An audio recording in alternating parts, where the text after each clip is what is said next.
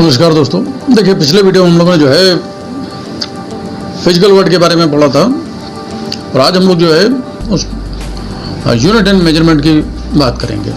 देखिए फिजिक्स में सब कुछ अधूरा है बिना यूनिट के,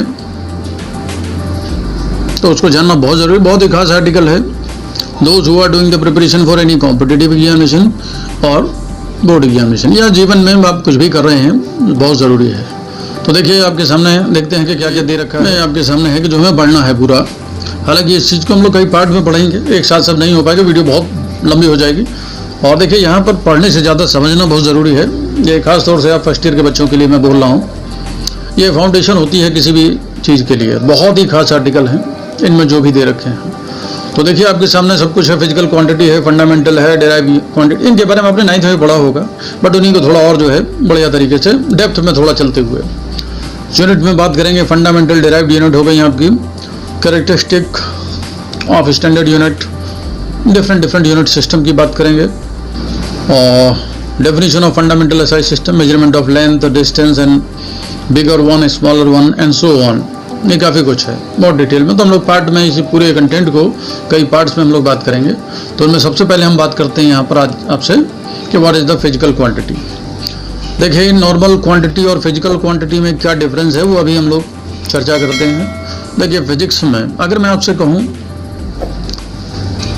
तो what about time, you will say something 5, क्योंकि मैंने क्वेश्चन पूछा कि टाइम कितना हुआ है, देन आप कह सकते हो 5 बजा है। It means question was very clear कि I am asking for the time. तो अगर आप खाली 5 भी बोलते हो तो प्रॉब्लम नहीं है। अगर मैं पूछूं आपका वेट कितना है, तो क्वेश्चन में मैंने पूछ लिया कि वेट कितना है, तो आप ऑब्वियस सी बात है कोई नंबर भी बताओगे, दैट इज क्वाइट ऑब्वियस कि किसकी बात है। लेकिन अगर डायरेक्ट मैं आपसे बोलूं 5 लिखा है, 5 लिखा है, 5 लिखा है विदाउट एनीथिंग, फिजिक्स में सब अधूरा है, यानी फिजिकल क्वांटिटी अधूरी है। और quantity which is measurable is called the physical quantity. जिस चीज को मेजर किया जा सके that is a physical quantity. But measure करने का मतलब है कुछ इंपॉर्टेंस है किसी चीज की, और वही चीज होती है आपकी यूनिट। देखिए फंडामेंटल क्वांटिटी क्या होती है, इनकी हम बात कर लेते हैं, जिनको और उससे छोटे टुकड़ों में न तोड़ा जा सके। They are the fundamental. A physical quantity which is the base and cannot be derived from any other quantity is called the fundamental quantity। यानी उनको किसी और के उसमें दूसरे के उसमें एक्सप्रेस ना किया सके, जैसे लेंथ, मास, टाइम एक्सेट्रा। आपको बिल्कुल क्लियर हो जाएगा।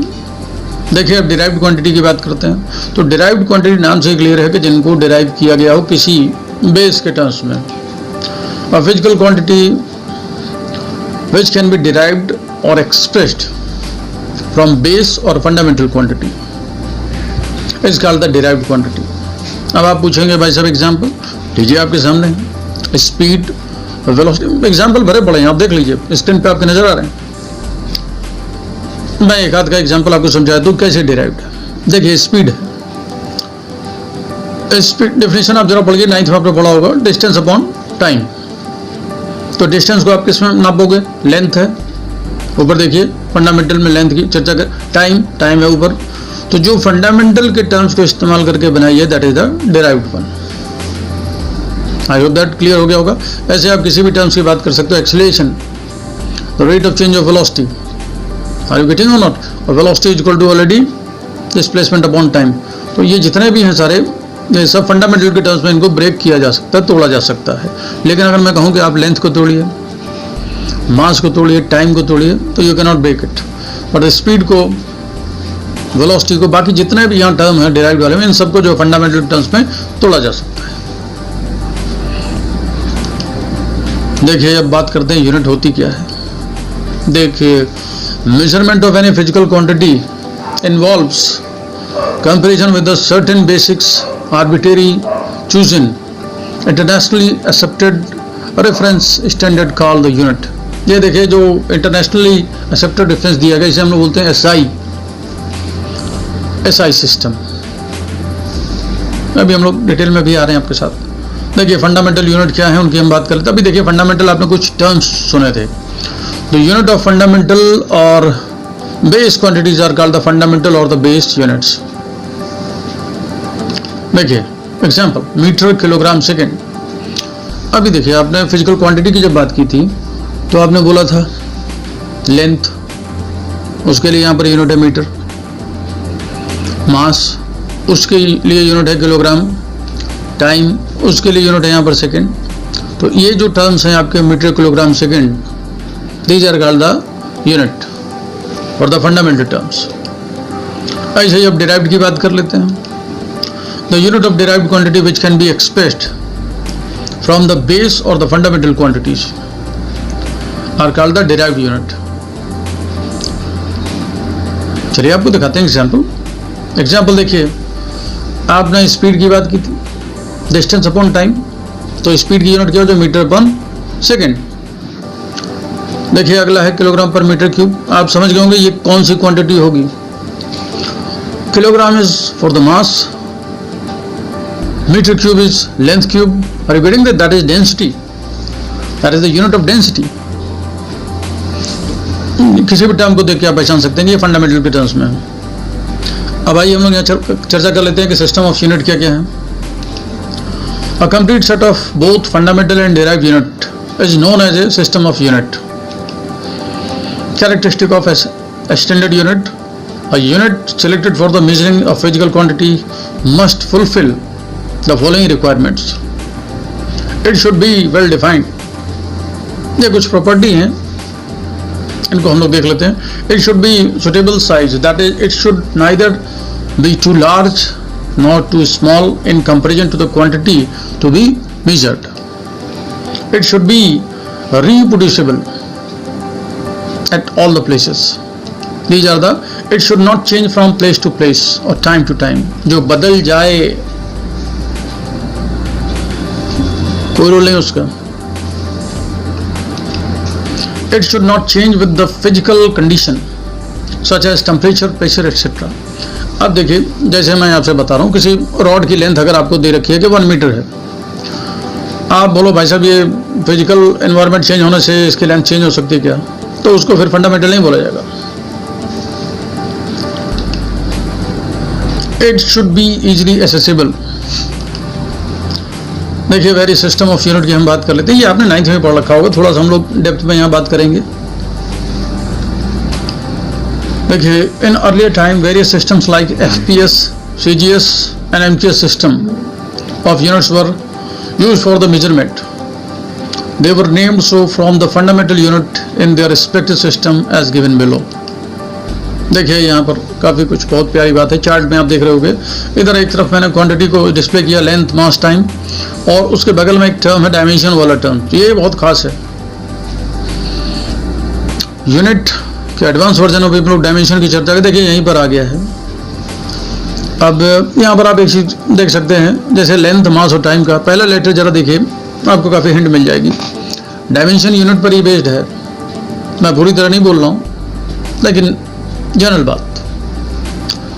L for length, capital L is the notation for dimensional notation for length, capital M is the notation for the mass and capital D is for the time. ये ध्यान रखिएगा। T for time है यहाँ पर, temperature के लिए हम लोग थीटा लेंगे। सिस्टम ऑफ यूनिट की बात करें, देखिए डायमेंशन आगे तो मैंने कहा बताना मेरा फर्ज है, क्योंकि ये बहुत ही खास चीज़ है।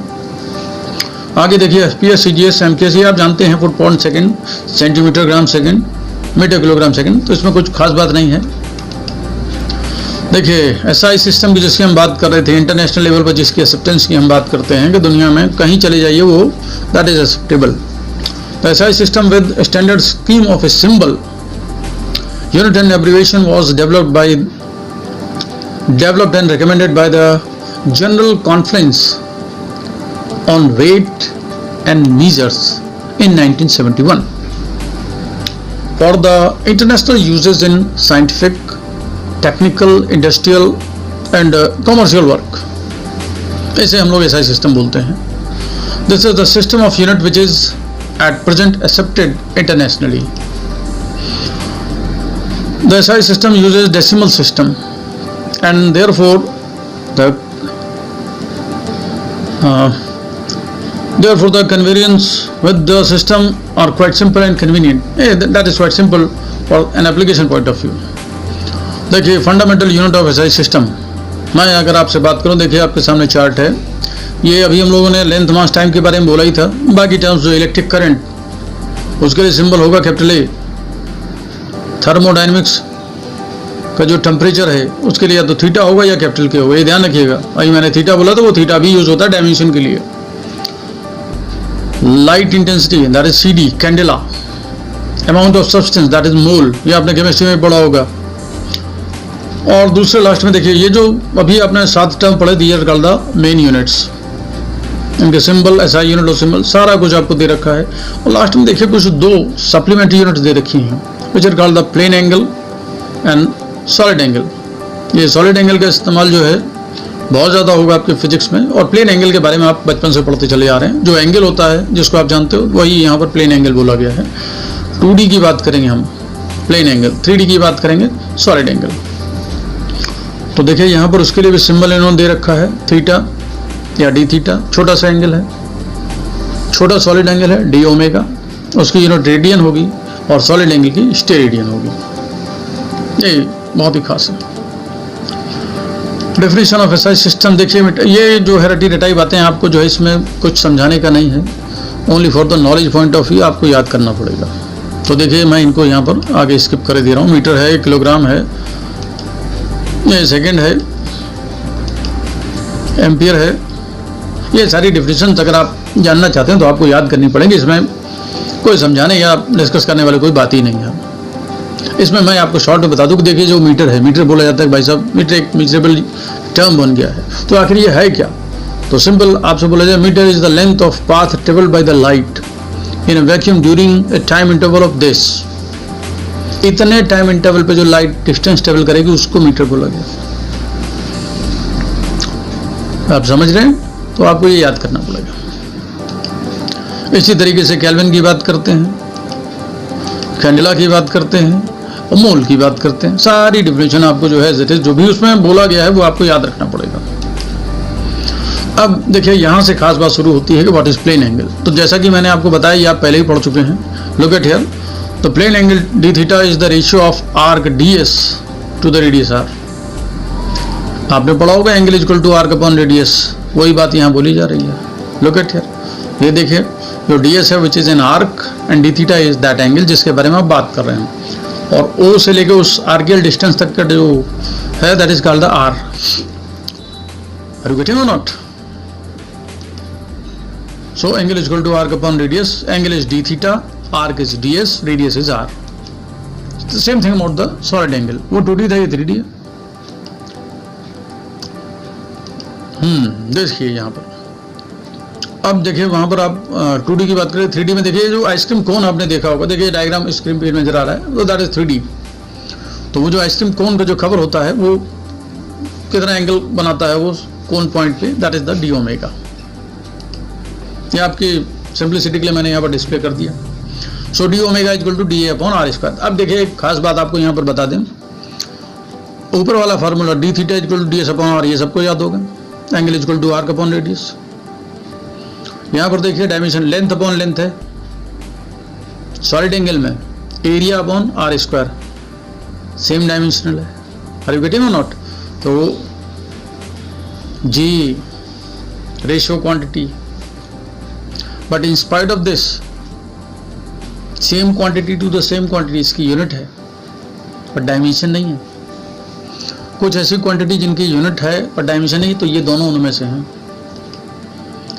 What is the important point वो डिस्कस करते हैं, वीडियो को फटाक से फिनिश करते हैं। यहाँ पर देखिए, the following conventions are adopted with the writing a unit. Even if a unit is named after the person, the unit is not written in capital letters. That is, we write joules, not the joules. देखिए, अगर joule is the name of scientist, तो जब unit लिखोगे उसका जो पहला letter है वो इन्होंने बोला है ऐसे लिखा जाएगा। For a unit named after the person, the symbol is capital letter. That is, for the joules we write J. Rest of them are the lowercase letters. That is like this. Second is written as S. The symbol of unit do not have plural form, that is 70 meter, not 70 ms, or 10 Newton, or not 10 ns, right? तो singular form. देखिए punctuation marks are not written after the unit.